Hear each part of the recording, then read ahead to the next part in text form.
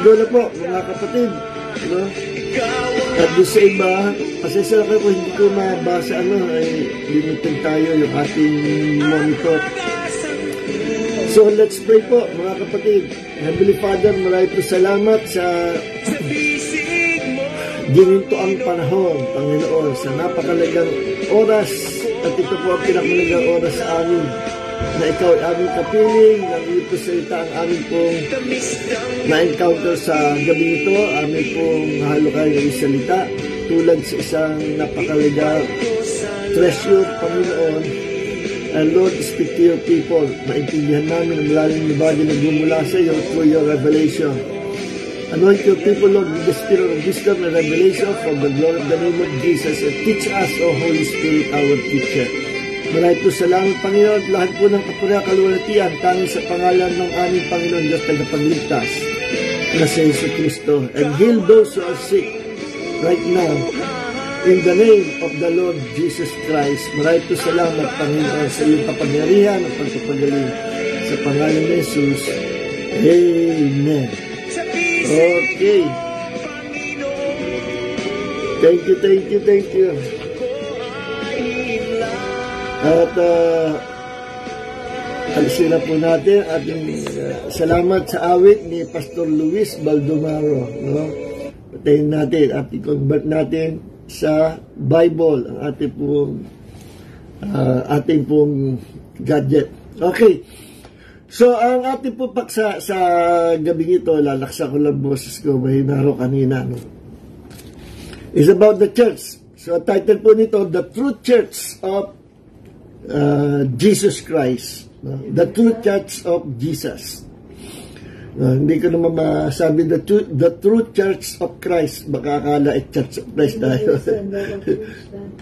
At doon po ako unang galing sa Church of Christ. Ano? So, para ma-avoid yung denomination churches, hindi tayo babanggit ng pangalan ng church. So, the True Church of Jesus, yun na lang. Ang tunay na church ng Panginoon. Ngayon, basahin po natin ang ating teksto sa gabi ito sa Matthew chapter 16 verse 18. Okay. Remember nung kausap po ng Panginoon ng kanyang mga lagad, sila lang, no? Kasama ng kanyang disciples. Sabi ni Jesus, simulan po natin sa verse 13, no? Maganda siguro Tagalog natin basahin para hindi na natin i-translate sa Tagalog. Matthew chapter 16 verse 18. Okay? Pero magsimula po tayo sa verse 13. No? Sabi ni Jesus, nang makarating si Jesus sa lupain ng Cesarea Pilipos, tinanong niya ang kanyang mga tagasunod o kanyang mga alagad, ano ang sinasabi ng mga tao tungkol sa akin na anak ng tao? Sumagot sila. Sabi ng mga alagad ni Jesus ay ito, may mga nagsasabing kayo po si Juan o si John the Baptist. May nagsasabing kayo si Elias o si Elijah. At ang iba naman nagsasabing kayo si Jeremias, si propeta Jeremias, o isa sa mga propeta. Verse 15, tinanong sila ni Jesus, pero sa inyo, sino ako? Sumagot si Simon Pedro, kayo po ang Kristo. Pasensya lang kayo, medyo malamig dito sa kwarto, no? Dito na ako bibidyo kasi masarap dito, malamig. Sumagot si Simon Pedro, kaso na affected yung boses ko, nakatapat sa akin yung aircon. Sumagot si Simon Pedro, kayo po ang Kristo. Kristo means the anointed one. Ang Kristo kasi itong hinihintay ng mga Jews na tagapagligtas. At akala nila ang tagapagligtas ay tagapagligtas ng Israel from the Roman Empire, Roman government. No? Kasi at that time, naghahari ang Roman Empire. At hinihintay niya pagdating ng Messiah o ang Kristo, the Anointed One, tagapagligtas. So akala nila political leader, na kagaya ni David na mag-establish ng another kingdom. Pero hindi nila naintindihan, it will be a spiritual kingdom. No?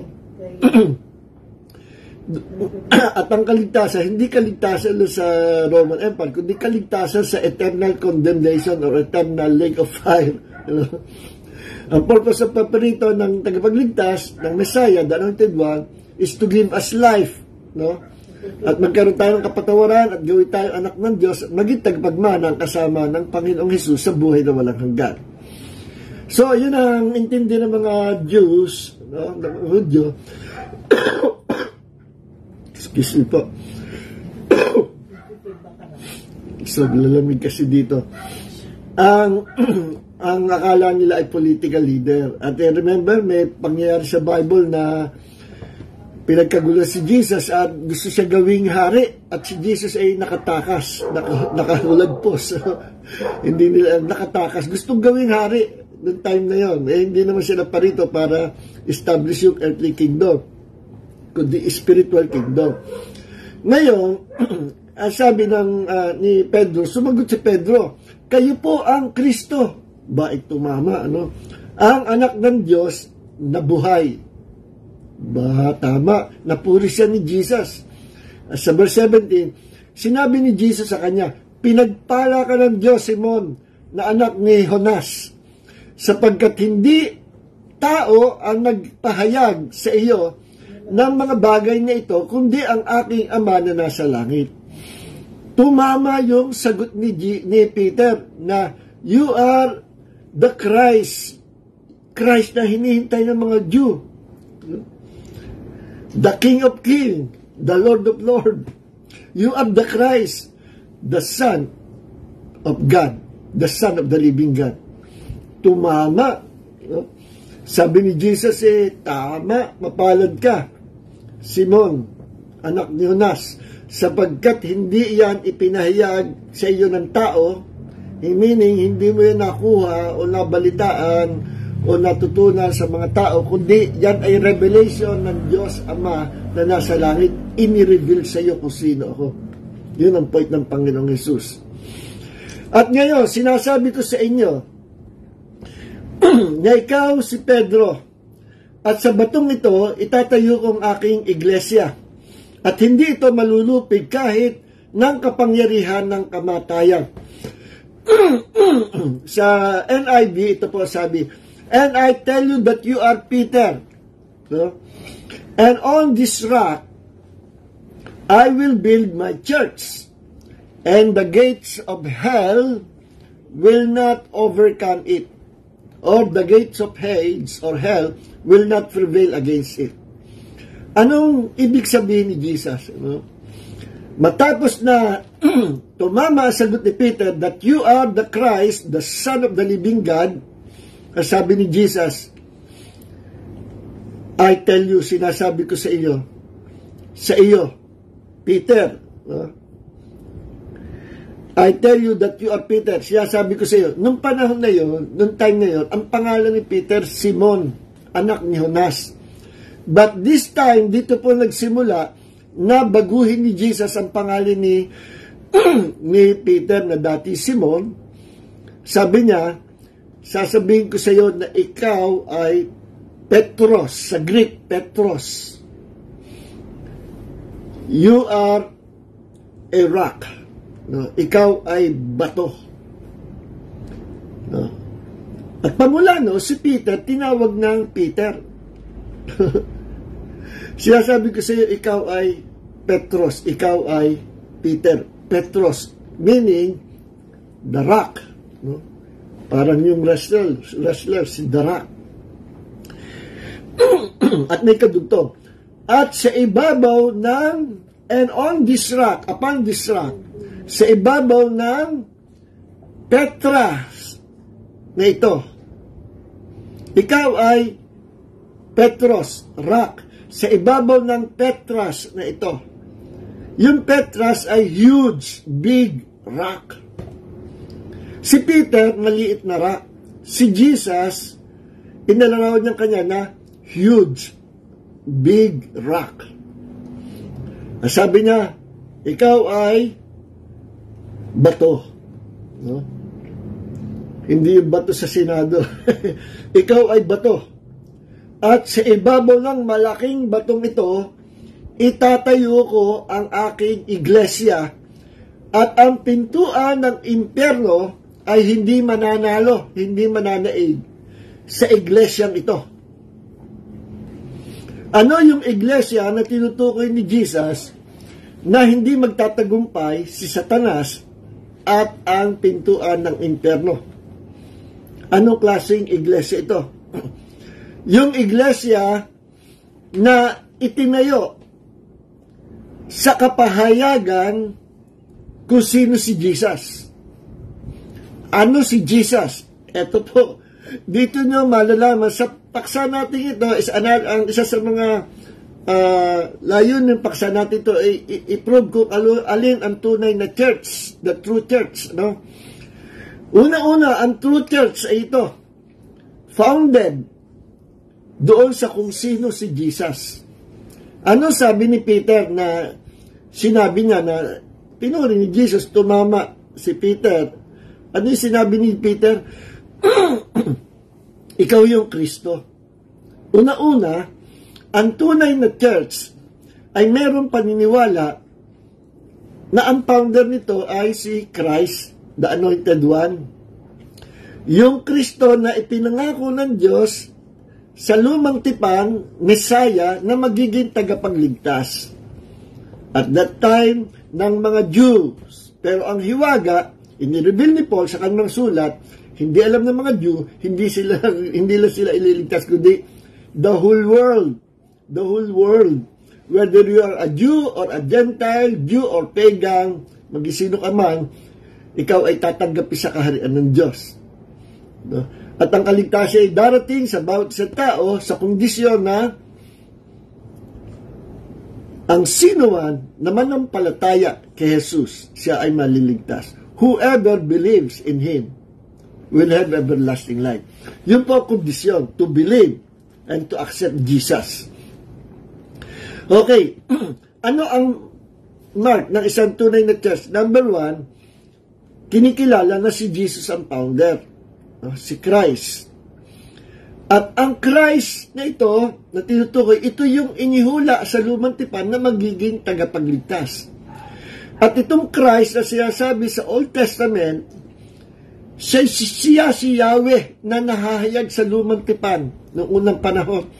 Lahat ng manifestation of God under the Old Covenant was Yahweh, the Lord Jesus Christ. Siya yung Yahweh sa Old Testament. No? Wala tayong time para halukayin ang Bible. Some other time, tatalakayin natin yan. No? Yung pre-incarnation of the Lord Jesus Christ. Siya yung unang-unang nakita ni Moses sa burning bush. Paglabas ni Yahweh sa burning bush. No? Yung Yahweh na yun, nagpakilala kay Moses ay si Jesus. Yung Yahweh na yun, nakausap ni Moses sa Mount Sinai, si Jesus yun. Si Yahweh na humawi ng dagat na pula at nagligtas sa mga Hebrew people o sa mga Israelites, si Jesus po yun. Lahat yun si Jesus. Si Jesus din yung bumaba sa Garden of Eden nung panahon ni Adam and Eve. Yes, si Jesus po yun. Alam niyo kung bakit si Jesus? Paano ko nalaman? Ang ating pong Diyos iisa. But in that one God, there are three divine personalities. The Father, Jesus, and the Holy Spirit. Ang ginampanan ng papel ng Ama, for the sake of saving the world, ang ginampanan ng papel ng Ama, nagkaroon sila ng kanya-kanyang trabaho, office, ministry, at may kanya-kanyang gagawin. Ang trabaho ng Ama, parang kung sa opisina siya yung chief executive. Siya yung sender. No, siya yung nagpapadala ng sugo. At ang pinapadala ng sugo, even under the Old Testament, panang Old Testament, ay walang iba kundi si Jesus, yung Yahweh sa Old Testament, at ang Holy Spirit. Okay? Siya po yun. Okay, saka iwan muna natin yan. Ano? Hindi naman yan ang paksa natin. Binigyan ko lang kay idea. So, itong Christ na ito yung, ang tunay na church ay nakapundasyon kay Christ, na sabi ni Peter ay, you are the Christ. Siya yung Christ na pinrapisay sa Old Testament. Yung Christ na yun, siya yung Yahweh sa Old Testament. Siya yung Diyos sa Old Testament. Therefore, ang foundation ng true church number 1 is Jesus is the founder of the church, and Jesus is the Christ, and Christ is the living God. Siya yung Yahweh sa Old Testament. So, therefore, ang mark at ang unang mark ng isang tunay na church must be merong paniniwala na si Kristo ay Diyos at siya ay anak ng buhay na Diyos. See? Kapag ang church ay hindi naniniwala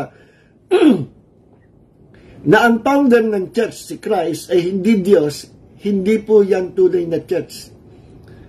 No? Yan ay false church. Kulto po yan. Hindi sila pag-aari ng Panginoon. They don't belong to Jesus. Yan ang unang-unang mark ng true church, mga kapatid. Ang founder si Christ, and Christ is the Son of the living God, meaning, this Son of the living God is God. Kung siya yung Christ sa Old Testament, siya yung Yahweh sa Old Testament, siya yung Diyos sa Old Testament. So, ang founder must be God Himself. Walang iba kundi si Christ. Okay? So, yun ang wala palang tanda. Sabi, as long na ang foundation ng church ay nandoon sa malalim na kapahayagan kung sino si Kristo, hindi mananalo ang impyerno, hindi mananalo si Satanas sa church. Okay? So, yan ang true church. Sa true church, hindi mananalo. Okay. So, mamaya banggitin natin yung ibang mark ng true church, Linawin muna natin. Ano ba ang ibig sabihin? Ano ba ang church? Kanina, sa Tagalog, binanggit natin ang church sa salitang iglesia, no? Nung araw, akala ko pag sinabi iglesia, ay iglesia ni Manalo. Kasi sila yung iglesia ni Cristo, naging famous na pangalan, iglesia ni Cristo. At tinuturo na iglesia ni Cristo, maliban na kayo ay miyembro ng church na ito, hindi kayo maliligtas. Totoo kaya yun? No? I believe, hindi totoo. Sapagkat, ang kaligtasan hindi manggagaling sa church. Ang nagliligtas, hindi ang iglesia, hindi ang church. Ang nagliligtas, si Christ, hindi ang church. Okay? Kaya, mali ang pangunawa ng mga churches na nagsasabing, dito sa church na ito kayo maliligtas kasi kami lang ang tama. At maliban na kayo miyembro ng church na ito, hindi kayo maliligtas. Ano ka? Church ang nagliligtas? Si Jesus ang nagliligtas. Now, linawin natin yung salitang iglesia. Kaya, tinagalog ang salitang church at ang Tagalog iglesia, doon niyang kinuha sa original na Greek word na ecclesia or ecclesia. Na ibig sabihin na ecclesia ay church. Sa Tagalog, iglesia. Sa Spanish yata, iglesia rin. Ecclesia sa Greek. So, malapit pala sa original na Greek yung salitang iglesia. Okay. Now, ano yung iglesia o ecclesia? Church. Ano yung church? Nung tayo ay nasa kinagisna nating church, sa Roman Catholic Church, ang tinuro sa atin, ang church is a building. Gusali. Literal na building. Hindi naman pala building ang church. No? Ang church pala, hindi siya hindi siya building.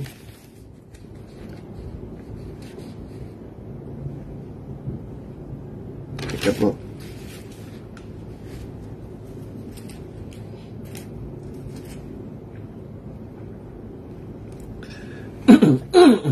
Ang church hindi building. Ang church po ay mga tao. People, not literal building. People, mga tao na tinawag ng Diyos mula sa madilim na sanlibutan at sila ay nagsilapit sa Panginoong Hesus at sila'y nanampalataya, tinanggap si Hesus na maging kanilang Diyos, Panginoon at tagapagligtas. At yung time na yon na they believe and accepted Jesus to be their Lord, God, and Savior, sila ay naging bahagi ng katawan ng Panginoong Hesus.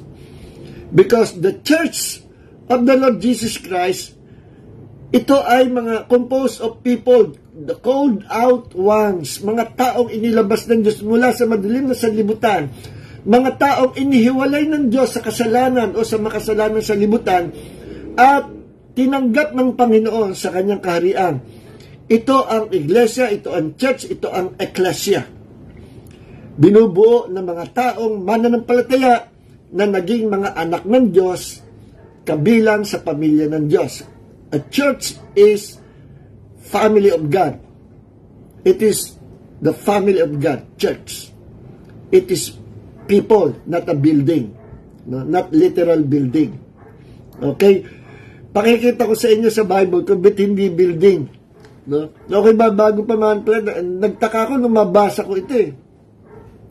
Tingnan po natin sa Romans. Romans chapter 16. Tingnan nyo, Romans chapter 16, verse 3 and 5. Sabi ni Paul sa mga taga-Roma, greet Prisca and Aquila, my fellow workers in Christ. No? Bumabati sa mga kapatiran sa iglesia sa Roma. Verse 5. Also greet the church that is in their house. At binabati rin ang iglesia sa loob ng kanilang tahanan. So, if church is a building, a literal building, paano mangyayari at paano magkakasya ang isang building, isang gusali, sa loob ng isang bahay?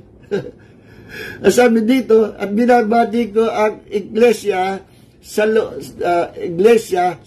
kanilang bahay.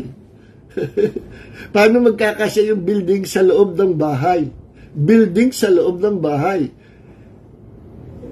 Pwede ba yun? Pwede. But because church is not a literal building. Church is people.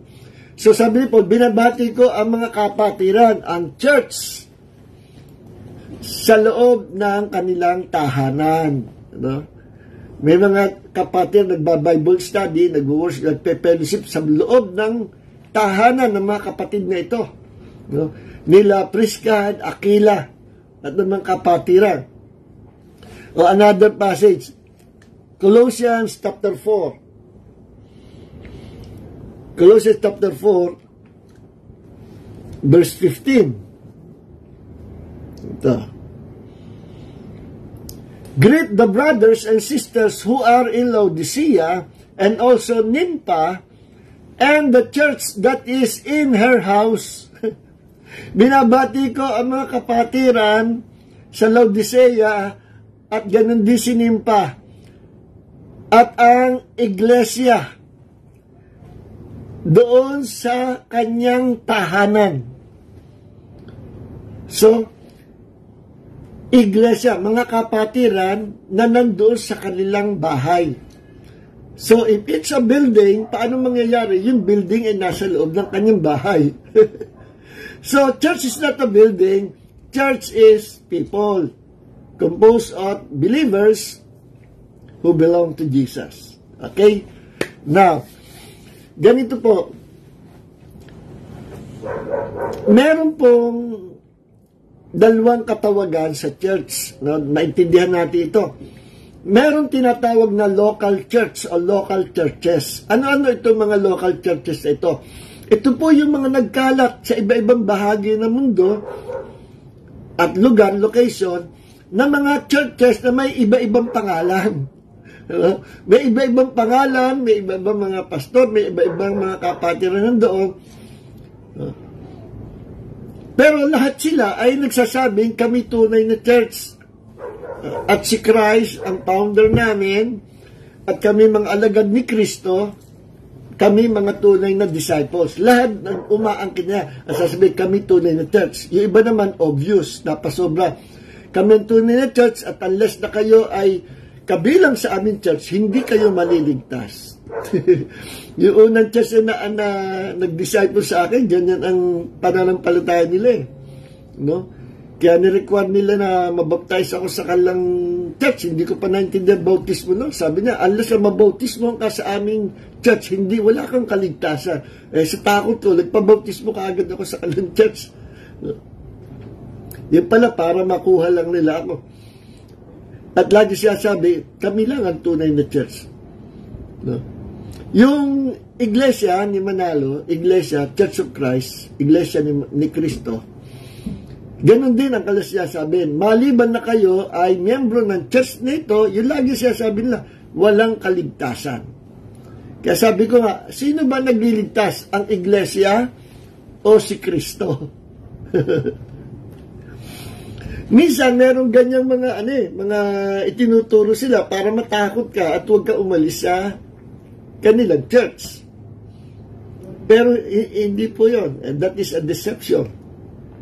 Because church cannot save us. It is Jesus, the Savior of the world, who can save us. And Jesus is the owner, the founder of the church.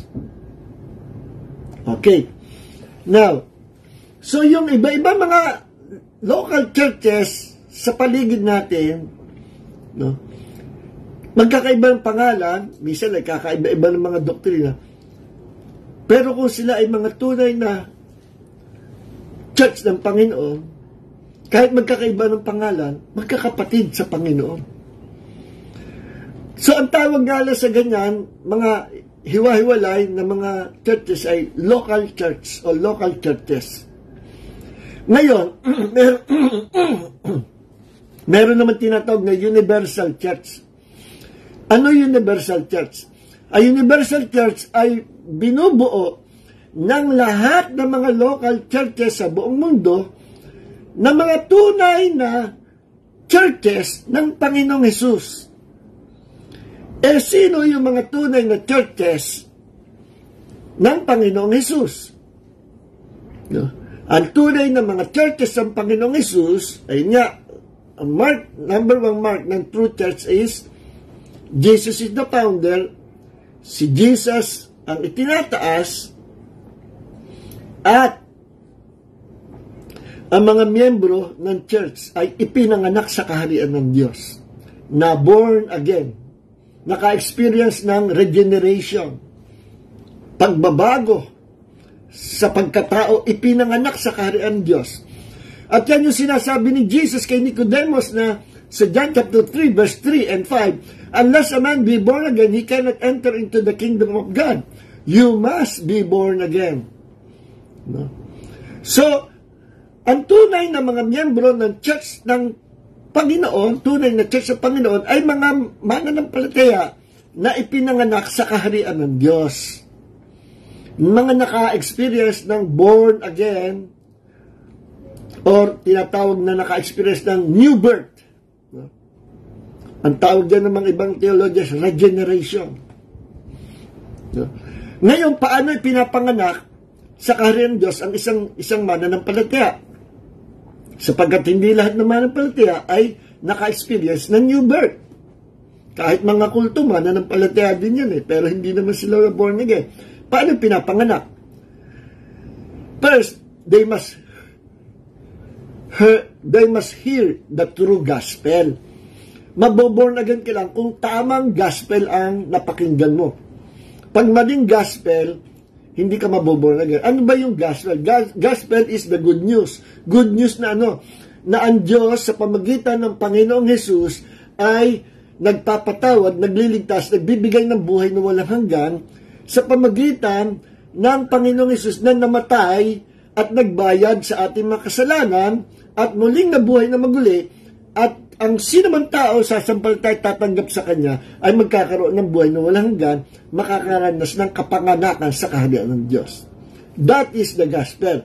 Ang Diyos ay nagpapatawad, nagliligtas, nagbibigay ng buhay na walang hanggan sa pamagitan lamang ng Panginoong Hesukristo. He is the center of the message. Pag hindi ganyan ang message, hindi yan true gospel. Pag ang message ng gospel ay hindi Diyos si Kristo, kundi ordinary human being, hindi po yan true gospel. Counterfeit yan, false gospel yan. At never na ikaw ay maboborn again sa gospel na ang itinuturo, pinapangaral ay si Jesus ay hindi Diyos. Hindi ka maboborn again. Maliwanag po yan. Okay. So, kapag isang tao ay na-born again, pinanganak sa kanyang Diyos, dahil narinig niya ang ebanghelyo ng kaligtasan at siya sumampalataya, now, he belonged to Jesus and he become part of the church of the Lord Jesus Christ, which is His body. Kasi ang church po tinatawag din the body of Christ. Yes, sa Colossians chapter 1 verse 18, Jesus is the head of the body.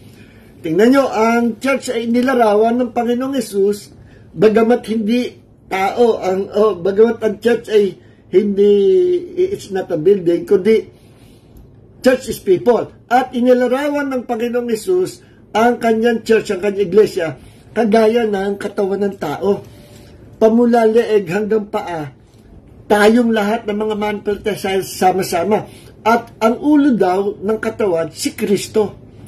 Jesus is the head of the body. Okay? At siya ang utak ng katawan. Meaning, ang command manggagaling hindi sa bituka, hindi sa paa, hindi sa kamay, doon sa head, sa utak, sa head, at ang utak nasa head. Kay Jesus Christ manggagaling ang command. Therefore, lahat na susundin natin, yun lang command or yung teaching, yung word of the Lord Jesus Christ na siyang ulo ng iglesia. Tingnan nyo ako. Iisipin ko, itaas ko ang kanang kamay ko, nasunod. Kaliwa, itaas ko ang paa ko, nasunod. Bakit? Saan nanggagaling yung command? Sa ulo, hindi sa bituka, hindi sa paa. Sa ulo, bakit? Ano meron ulo? Yung utak nasa ulo. So yun ang inilarawan para tayong ang church at a relationship ng church at ni Jesus parang katawan ng tao. Kaya pag ang katawan, inalisan mo ng ulo, mamamatay ang katawan. Ganyan din tayo. A church without Jesus Christ will never be saved. Walang kaligtasan without the head, without Jesus. Okay? So yun ang isang unang larawan ng Panginoong, ng church, ng relationship ng Panginoong Hesus sa kanyang iglesia. Like the body of a human being. Okay? Ngayon, itong katawan na ito yung church, Jesus, imagine natin, ang head ay si Christ, pamula rito hanggang paa ay tayo, sama-sama tayo. No? Ngayon, inilarawan ni Jesus ang church na anointed by God, and that anointing comes from the head, from Jesus Christ. No? Pag binasa natin ang Psalm 133, hindi ko na po bubuksa, wala na tayo oras, inilarawan ang pag-flow ng anointing nung inanoint si Aaron, the high priest, na ibinuhos yung anointing sa ulo ni Aaron, tumulo sa pisngi, sa balbas, sa dibdib, sa gown, sa kamay, hanggang sa paa. Yung langis na binuhos kay Aaron, no siya inordain na maging high priest ng Israel noong panahon ni Moses. At ganun din ang larawan ng church, our relationship with the head, with the Lord Jesus Christ. Ano ibig sabihin? Kung si Jesus ang head, tayo ang katawan, anong tawag kay Jesus? The Anointed One. Siya yung anointed. At yung anointing ni Jesus, as long na ikaw ay connected sa katawan ng Panginoong Jesus, at ang katawan ay connected sa head, yung anointing na kay Jesus nagfo-flow pababa sa lahat ng members of the body of Christ. Kaya, ang pag-uusapan dyan, sino yung nakakasalo ng maraming anointing ng Panginoong Jesus? That our anointing is the anointing of Jesus overflowing. Bumabagsak sa atin. Sino yung nakakasalo ng maraming anointing? Sino manapalitan yung mas anointed? Simple ang sagot. Kung anong bahagi mo sa katawan ni Kristo, yung ka. At ganong karami anointing, ganong measure anointing ang masasalo mo. Ngayon ang tanong, ikaw ba ay malayo sa Panginoon o malapit sa Panginoong Jesus? The more you are closer to the Lord Jesus Christ, the more anointing you receive. So ano sa part ng katawan ang malapit sa ulo? Pag binusil lang balikat, dibdib, braso, kamay. Ganyan din sa Panginoon. The more you stay close to Jesus, the more you will be anointed by God. Paano kung ikaw ano ka na lang, no, hindi ka masyado init, at ikaw ay hinliliit na kuko sa body of Christ, patak-patak na lang ng anointing ang masasalo mo. Pero kung ikay balikat, at ikaw ay may mabigat na pasanin sa ministry na ibinigay sa Panginoon, you are faithful in that ministry, in that assignment. Para kang balikat na pasan-pasan mo mabibigat na bagay. No? Kung gaano kalaki ang ministeryo o assignment ibinigay sa Panginoon, ganun din kalaki ang anointing na ibibigay sa ng Panginoon. So in other words, huwag na tayo magpakatagal dito, isa pa lang to, marami pa tutukoy. Ang church ay inilarawan sa katawan ng tao. At si Jesus yung head, we are the body. Colossians 1:18. Okay? Pangalawa, ang church, although it's not a building, literal building, pero inilarawan ng Panginoon din ang church like a building. Ano? Kagaya ng sinabi sa Ephesians chapter 2, wala na tayong oras, chapter 2 verse 20, na ang foundation ng matibay na church ay foundation na inilagay ng mga apostles and prophets. No? Apostles and prophets. Itong apostles ng New Testament of course, at prophets, hindi ito yung prophets ng Old Testament. Ito yung prophets ng New Testament. No? Kasi church, pinag-uusapin church, therefore, pang New Testament. Verse 20, having been built on the foundation of the apostles and prophets, Christ Jesus Himself being the cornerstone. Saan nyo makikita yung foundation? Saan nyo makikita yung cornerstone? Sa building. At ang foundation daw ay ang mga apostles and prophets. Itong dalawang ito, tandaan nyo, mayroong 5 ministerial gifts. Apostle, prophet, evangelist, pastor, teacher. Ang dalawang mahalaga sa 5 ito na nangunguna na magpapatibay sa pundasyon ng church ay apostle and prophet. Pero ano nangyari? Itong mga nakaraang siglo, mga nakaraang panahon, inalis ng mga local churches ang ministry ng apostles at prophets. Kaya, ang church parang patay ang pagsamba. Walang buhay, walang apoy, walang gifts of the Spirit, walang miracle, walang power. At ang message, hindi malalim, mababaw lang. Parang gatas, milk. At ang mga miyembro ng church, mahihina rin, compromiser. May mga umiinom, naninigarilyo, nagdadrugs. Yun ang resulta ng pagkakaalis ng apostles and prophets. Pero, mapalad tayo in these last days, binalik ng Panginoon. Ni-restore ang ministry ng apostles and prophets sa body of Christ. Kaya huwag nyo nang aalisin. We still have apostles and prophets in these last days. No? Okay, yung 12 apostles, wala na yon. They are the original apostles of the Lord Jesus Christ. Pero after the 12, naghudas pa yung isa, mababasa natin sa Book of Acts at sa iba pa mga epistles na may mga nagsulputan ng mga apostles. Yes. Minsan itatapik natin yung marks ng true apostles. No? At ngayon naman, napasobra. Yung mga wala namang ministry bilang apostle, kiniklaim nila apostle daw sila.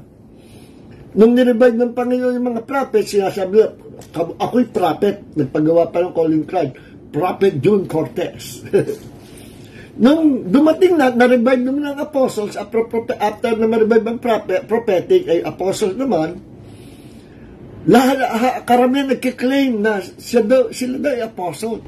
Ako napapahiya eh. No? They are after the titles. Oo. Trabaho lang, huwag inyong intindi yung titles. At huwag niyong pakanasain maging apostle o prophet o yung mga pinakamatataas na posisyon. Kung ano binigay sa inyo ng Panginoon, be faithful in your calling. Yes. Sapagkat ang reward ng Diyos hindi nakabase sa pataasan ng calling, hindi rin nakabase sa title, hindi rin nakabase sa laki ng ministry mo. Ang reward ng kaharian ng Diyos sa langit, nakabase sa number 1, faithfulness. Number 2, kung yung ginampanan mo papel, kung yung assignment mo o yung ministry na ibinigay ng Panginoon sa iyo, pinagkatiwala sa Panginoon, ay ginampanan mo. Bakit? Marami ngayon gumaganap sa ministry, hindi naman doon sila inilagay ng Panginoon. Hindi yun ang assignment nila. Gawa ng gawa. Hindi naman yun ang assignment nila. Kaya pagdating ng bigayan ng reward sa heaven, they lose their reward. Kasi gumagawa sila na hindi naman pinagagawa ng Diyos. May ibang nakatoka dyan, huwag mong pakialman yan. Kung saan ka itinoka ng Diyos, doon ka. Doon sa ministry na yun, doon sa calling na yun. The anointing of God upon your lives, follow your calling. Pag evangelist ka, be an evangelist. Pag teacher ka, be a teacher. Kung prophet ka, be a prophet. Huwag kang mag-iiba ng calling. Because pag nag-iba ka ng calling, that anointing will not follow that calling sapagkat hindi ikaw yun. Naliwanag po ba? Isa pang importante, hindi ang tao ang namimili ng kanyang kalalagyan na church. Kayo inilagay ng Panginoon sa church na dapat niyong kalalagyan. May kanya-kanya. Kung saan ka itinanim ng Panginoon na church, doon kanya patutubuin, doon kanya papagbubungahin, doon kanya palalaguin, doon kanya, yun ang pagbabasihan niya ng iyong reward in the future. Kung saan ka tinanim, manatili ka doon. Sapagkat nandoon ang reward na naghihintay sa'yo. Kaya huwag kang palipat-lipat ng iglesia o ng church. Meron tayo scripture yan, hindi ko nalang babanggitin, lack of time tayo. Isa pa, ano pa? So, church is like the body of a human being, and we are anointed with the anointing of Christ. Pangalawa, church is like a building. Na ang foundation, the apostles and prophets, and Jesus, the cornerstone. Basahin natin, tapusin natin verse 21. In whom the whole building, see, the church is like a building, but not literal building. Spiritual building. To whom the whole building being fitted together is growing into a holy temple in the Lord, in whom you also are being built together into a dwelling of God in the Spirit. So, as the spiritual building of Christ, ang presence ng Diyos, hindi na nakatira sa templo na ginawa ng kamay ng tao noong unang panahon, hindi na sa tabernacle ni Moses, hindi na. Kaya nga no si Jesus ay namatay sa cross, napahak yung 5 inches na kurtina animal skin sa between, doon sa loob ng temple, between holy place and most holy place. At napahak from top to bottom. Parang may bumaba na persa, angel, na pumahak from top to bottom. At nalantad ko ano itsura ng most holy place na yan ay bawal makita ng mga tao at bawal pasukin ng ordinary man, kundi nakakapasok lang once a year was the high priest. Nung namatay si Jesus, no? At siya'y nabuhay na maguli, umakit sa langit, upo sa kanang Ama, nagkaroon ng bagong tipan. At sa bagong tipan, sa New Covenant, lahat ng tao welcome na sa most holy place. Binuksan na ng Diyos ang pintuan ng kaharian Diyos para kayo makapasok sa most holy place sa kalangitan, sa presence ng Panginoon bilang anak ng Diyos.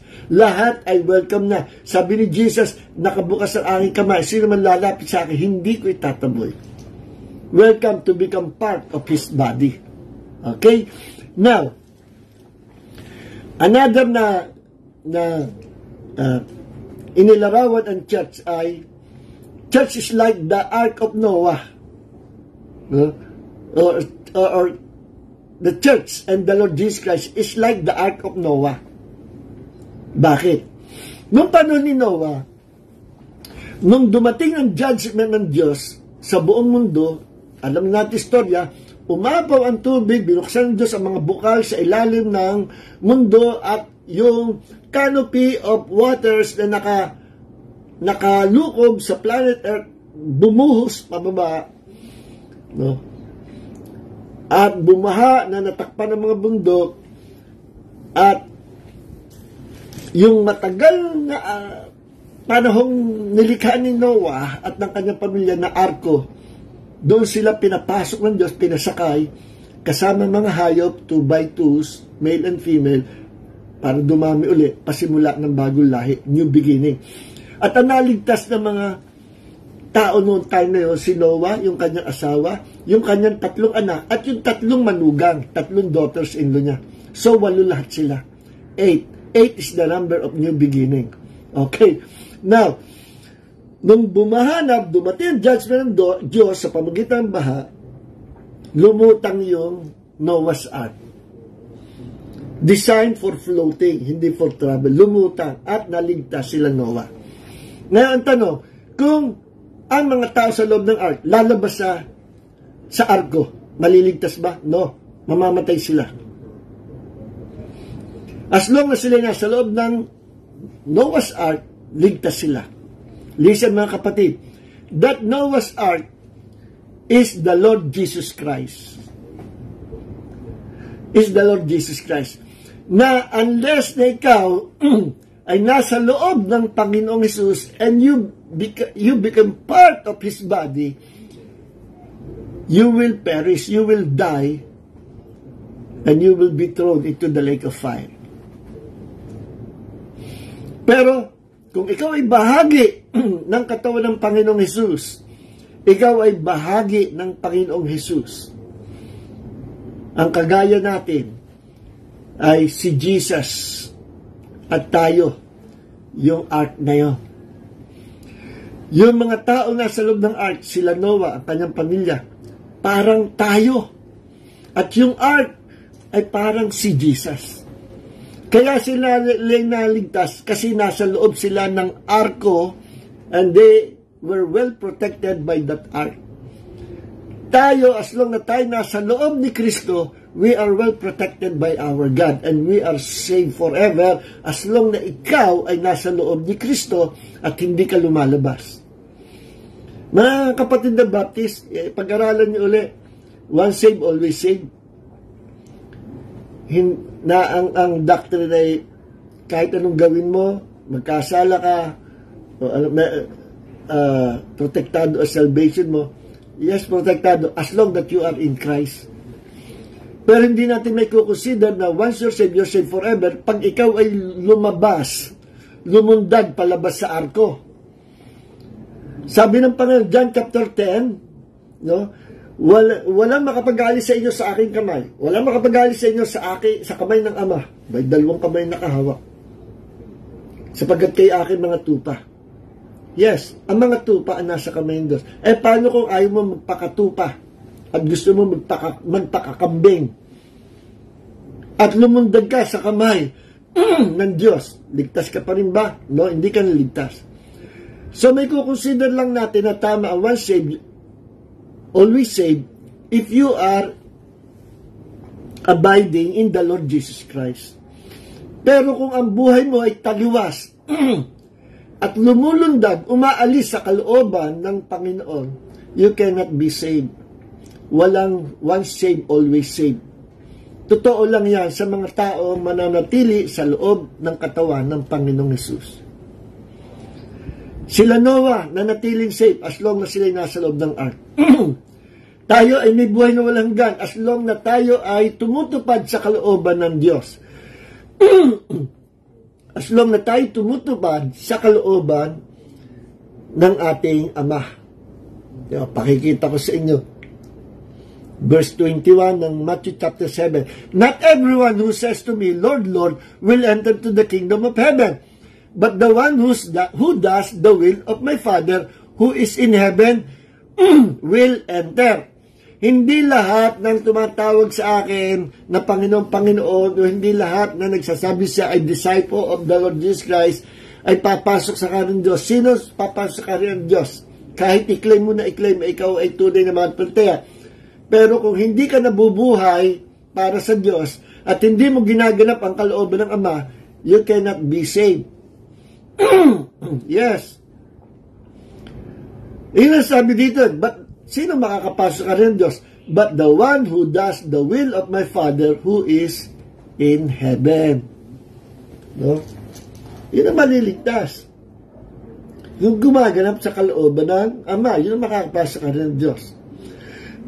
Kaya kung tayo tunay na disciple of the Lord Jesus Christ, magpaka-disciple na tayo. Ipamuhay natin ang kabanal at katuwiran at buhay ng Panginoong Hesus. Be like the Lord Jesus Christ. Ito ang pangarap po sa atin ng ating Ama, maging kahawig tayo ng Panginoong Hesus. So, ligtas lang tayo as long that we are abiding in the Lord Jesus Christ. No? Kaya yung sabi ng Panginoon sa John chapter 15, abide in me. Unless you abide in me, you will not bear fruit. Unless you abide in me, wala kayong kaligtasan. Mabubulo kayo as sanga na hindi nananatiling nakaugpong sa punong ubos ay matutuyo at pinuputol, tinatapos sa apoy. Hindi yan nagbubunga. So, ang maliligtas lang, yung mga tunay na mananampalataya na sabi, who does the will of God, who does the will of the Father. Yung ginaganap ang kalooban ng Ama, yung sumusunod sa salita ng Panginoon. Okay? Yung nagbubunga. Now, so, ano another mark ng true church? Pasok ulit tayo sa mark. Ang mark ng sa true church is, ipinamumuhay si Kristo. Balikan natin yung sinabi kanya. Ano ang mark ng sa true church? Si Kristo ang founder, si Kristo ay Diyos. Pangalawa, na mark ng tunay na church. Ang teaching, ang doctrines, ang theology. Ang theology. Walang iba kundi si Jesus. Si Jesus ang center ng mga katuruan. Si Jesus lagi ay tinataas sa doctrine. Kahit anong itapik mong doctrine, si Jesus must be exalted. Pag ang itinataas yung founder, kung pag ang itinataas yung founder na kanilang religion, or yung pastor nila, o kung sino man tao na pinagpakitaan daw ng anghel at yun ay tinataas nila, that's a false church. Sapagkat ang true church, nagtataas, itinataas ang Panginoong Hesukristo, hindi ang sino-sino man. Okay? Yan ang mark ng true church. Si Jesus ay Diyos. Si Jesus ang founder. Si Jesus is God. Si Jesus ang central message. Ang doctrine ay doctrine of the Lord Jesus Christ. It must be biblical. It must be scriptural and doctrine. No? Pag ang church, halimbawa, nagtuturo ang church, na sabi ay, Christ did not die for the whole world, but for only few selected people. Aba, ay hindi po yan sa Diyos. That is doctrine of demons. Huwag ma-open po, yung merong ganyan doktrina, I tell you, that is doctrine of demons. Sabihin mo na si Jesus hindi namatay para sa buong mundo, you are insulting the grace of God. You are insulting what Jesus has done on the cross. You are insulting the Lord Jesus Christ. At pag pinanindigan mo yung doctrine na yan, be aware, delikado ka, baka hatakin ka niya sa impyerno. Hindi yan nagtataas kay Kristo. Because Jesus Christ, the Bible says, He died for the whole world. 2 Corinthians chapter 5 verse 15, 1 John chapter 2 verse 2, hindi lang siya namatay para sa atin, sabi ni Apostle John, kundi para sa lahat ng tao sa buong mundo. See? Huwag mo ko kontrahin niya. Hindi namili ang Diyos ng ililigtas. Namimili ang Diyos sa ministry, sa service, kung ano magiging papel mo. Ang Diyos ang pipili, hindi ikaw. If God wants you to become an evangelist, you'll become an evangelist. If God wants you to become like this, teacher or pastor, maging ganyan ka. Hindi ikaw pipili, ang Diyos ang pipili. Namimili ang Diyos for service, not for salvation. No. Ang salvation, ino-offer ng Diyos sa lahat ng tao. Wine-welcome ng Diyos, lahat ng lalapit at tatanggapin ang regalong kaligtasan by believing and accepting the Lord Jesus Christ. Okay? Okay, now, isa pang larawan, so, yan ang mark ng, tunay na church. At ang tunay na church, ang Panginoon, bukod sa biblical teachings, ay nagmamanifest ang pag-ibig ng Diyos. Pinapahalagahan yung pag-ibig ng Diyos. Eh, kung away-away, ay false step siya. Ang tunay na Diyos sa Panginoon, nabubuhay sa pag-ibig ng Panginoong Hesukristo, na ipamumuhay niya yung pag-ibig ng Panginoong Hesukristo. No? Kagaya sinabi ni Jesus, sa John chapter 13, verse 35, ito sabi ni Jesus, ito ang mark, another mark ng true church, no? Ito, verse 35, by this, verse 34 muna, I am giving you a new commandment, that you love one another, just as I have loved you, that you also love one another.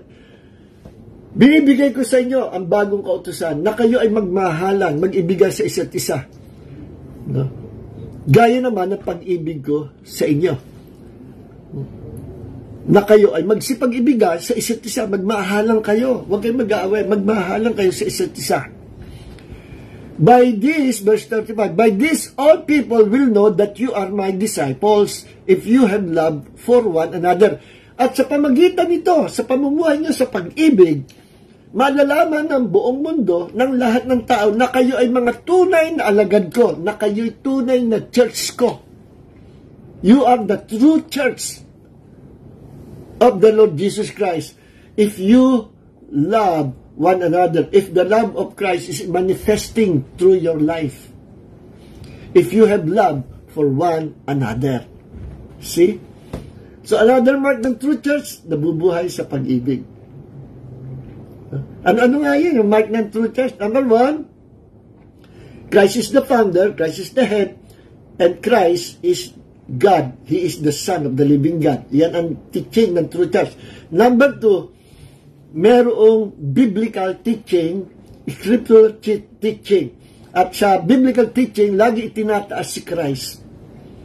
Hindi binabawasan, hindi siya ay tao lang, hindi siya Diyos kundi tao lang, binawasan. Hindi yan sa Panginoon. Because Christ is God. Hindi binabawasan, hindi rin dinadagdagan. Ang mark na isang true church, ano ibig sabihin hindi dinadagdagan? May mga churches na nagsasabi, bukod kay Christ, may iba pang Savior. Naku po. Bukod kay Christ, may iba pa tayong dapat lapitan. Sino? Ito mga ganito na binigyan ng Diyos ng authority, pwede tayong mag-pray sa kanila. Mga namatay na mga saints, hindi po sa Diyos yan. Never na tinuro ni Jesus na pwede tayong manalangin sa mga namatay na saints. And in fact, the Bible says that we are the saints of God. Sino? Yung mga buhay na kay Kristo. Ako, ikaw na buhay, na kay Kristo ka, ang tawag sa iyo, saint. Ako po, pinapakilala ko sa inyo sarili ko, ako po si Saint June Cortez. Ito po yan. Baligtad kasi, pinalabas ang saint yung mga namatay na, tapos pwede ka rin mag-pray doon. That's impossible. That's not the Bible. Mark of a true church, si Jesus lang ang pwedeng maging daan pabalik sa Ama. You can pray to the Father, you can pray to Jesus.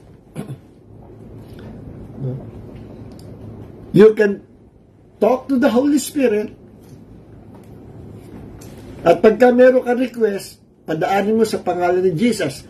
Sabihin mo sa Ama, in the name of Jesus. Okay? Now, ano pa?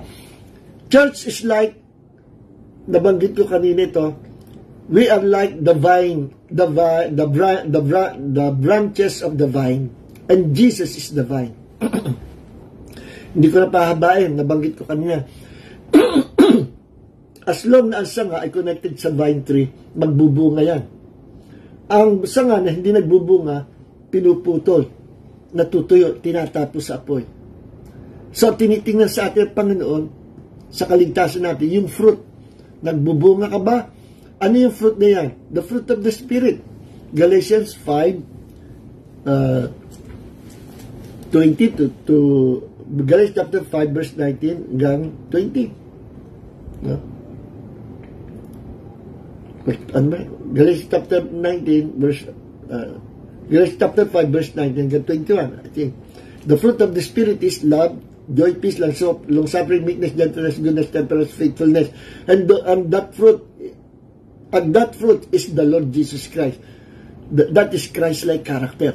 Kapag hindi ka nagkaroon ng Christ-like character, you are not bearing fruit.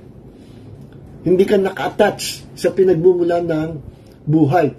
Kaya ang relationship ng branch at saka ng vine tree, yung buhay na nanggagaling from the root of that vine tree, it flows at naibabahagi sa mga sanga yung buhay niyo from that vine tree. Pag hindi connected sa vine tree, hindi magbubunga at matutuyo sanga. Ganyan ang church. We are connected sa ating Panginoong Jesus. And the life of Jesus is the same life that is now flowing in us, upon us, and through us, and overflowing upon us. That life is the life of Jesus Christ. That life is the Zoe life of God that flows in us and through us. See? And that life is eternal life. We have the life of Christ as long that we are connected in Him, through Him, with Him, and by Him, we are saved forever. Okay, now, ano pa? Ang church parang charcoal fire. Ano charcoal fire? Ano? Pag ang mga uling sama-sama at nagkaroon ng apoy, mananatili, nakakaluto ng sinaing. Lumalaki ang apoy pag sama-sama ang mga baga. Pero pag kumuha ka ng isang baga at inihiwalay mo sa kalipunan ng nag-aapoy na baga, anong mangyayari doon sa inalis mong kapirasong coal, charcoal? Anong mangyayari? Mamamatay ang apoy. So, para mabuhay, ang bawat isang coal sama-sama at doon ang apoy ay lumalakas, nagliliyab habang ito'y sama-sama. Pero once na umalis ka sa kalipunan na maraming charcoal fire, mamamatay ang apoy mo. This is the church of the Lord Jesus Christ. Kaya, nire-require ng Panginoon na tayo ay magkaroon ng gathering. No? Pinakamahina na once a week. As much as possible, lagi tayo may gathering. Pero every Sunday, we have our gathering. Huwag kayong a-absent. Nandyan ang charcoal fire. Fire of the Holy Spirit. Hindi alam ito ng marami. That the Lord is releasing His blessing every time we gather together in His name. Nandyan, nire-release ng Diyos ang anointing, nire-refill tayo. Nandyan yung kino-cover tayo ng dugo ni Jesus to protect us. Nandyan yung pinadadalo niya ang healing anointing. Nandyan pinadadalo niya ang anointing of His provision to provide all our needs. Nandyan ang anointing of blessing. Nandyan ang anointing of God's favor. No? Papaligiran ka ng favor of God because you are inside the body of Christ and you are attending this wonderful gathering. Kaya huwag kayong a-absent, huwag kayong malalamig sa pagtitipon. You are the church of the Lord Jesus Christ. Amen? So, anong purpose ng church? Ang purpose ng church, para po tayo ay lumago, lumakas. No? Ma-build up, ayon sa Ephesians chapter 4, verse 11 hanggang 13, hanggang sa tayo ay mag-mature spiritually. At ang maturity na in-expect ng Panginoon, yung no limits. No? At ang no limits na yan, ay sabi ng Bible sa Ephesians chapter 4 verse 13 ay until we attain the fullness of the stature of Christ, yung kalaguan ng Panginoong Hesus. Yun ang goal ng Ama sa atin. No? Maging gasing lago tayo ng Panginoong Hesus. Mahirap yun. Hindi pa tayo perfect. Pero yun ang gusto ng Panginoon. To become like Jesus. To become carbon copy of His Son, Jesus Christ. Kaya, because we are part of the body of Christ, Christ and the body, they are one. We are one with Christ. Anong meron tayo? As the church of the Lord, His anointing is our anointing. His life is our life. And Romans 8:17, as the church of the Lord, we became children of God, and as children, we became joint heir together with Christ. Lahat na minana ni Jesus na siya'y nabuhay na maguli. Anong minana ni Jesus? Everything, all the riches and wealth of God's kingdom, minana, ipinamana kay Jesus. Para ano? Para yung minana ni Jesus, maipasa ni Jesus sa kanyang katawan. See? Everything belongs to us now that we are in Christ. Even His throne, the throne of Jesus, belongs to us. Sabi ng Panginoon. No? Revelation chapter 3 verse 21, sino mang manatili hanggang wakas, bibigyan ko ng chance na makaupo sa aking trono, gaya ko naman na umupo sa trono ng Ama. Sabagat, ang nakakaupo lang sa trono ng Ama ay ang Diyos. That is the throne of God. Isa ito sa evidence that Jesus Christ is God. Bakit siya nakakaupo sa trono ng Ama? Trono ng Diyos yun. Only God can sit on His throne. Bet nakaupo si Jesus because Jesus Christ is God. Ngayon, ang gusto ng Diyos, makaupo tayo katabi na kasama niya sa kanyang throne to reign with Him forever. So, anong ginawa ni Jesus? Nag-set siya ng another throne. Bukod sa throne of God the Father, nag-set siya ng another throne. Pwede naman siyang umupo kasama ng God the Father, pero naglagay siya ng another throne for our sake, para tayo katabi ni Jesus, kasama sa kanyang throne, to reign with Him forever. A throne means reigning or ruling in our kingdom. Pag meron kang throne, you have a kingdom. Pag meron kang kingdom, you have a throne. Pag meron kang throne, that means you are a king, you will reign under the authority of your kingdom. And we will reign with Christ forever.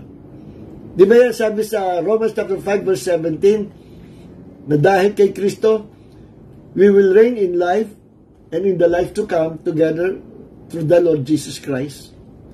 We are king. Kaya ang title ni Jesus, Lord of Lords, sa book of Revelation, and King of Kings. Pagbalik na second coming, nandiyon, nakasulat sa kanyang hita, Lord of Lords, King of Kings. Sino yung Lord? Si Jesus. Sino yung Lords? Tayo. Sino yung King? Si Jesus. Sino yung Kings? Tayo. Bakit? Kasi we belong to Him. Si Jesus at tayo, iisa. Why? Because we are the body of Christ. And the body of Christ is the church, the original, the true church of the Lord Jesus Christ. Ngayon yung iba, ako'y natatawag doon sa ibang nagdi-debate. Kayo ba ang tunay na ito sa Panginoon? Ating ni-research kung saan kayo nanggaling.